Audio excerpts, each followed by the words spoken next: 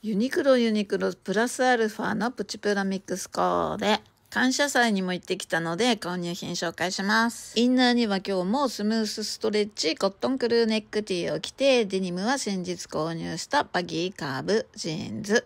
足元はあえてのモノトーンスニーカー。そして上からカシミヤクルーネック、カーキかな。そして今日は高いのでストールでいいかなと思ってこれもカーキで、これはずいぶん前にベルメイユパーイエナで買ったものですけど、ちょっと見つけて久しぶりに巻いてみました。バッグはブラックでつけてますよ。これやっぱり可愛いよね。感謝祭の人の多いことにびっくりしたんですけど、購入品はカシミヤの V とタートルと、あとあったかいインナー類を買ってきました。そしてさっきのは昨日だけど、また今日行ってユニクロ C のメンズのパーカーとパンツ。それではまた明日。さよなら。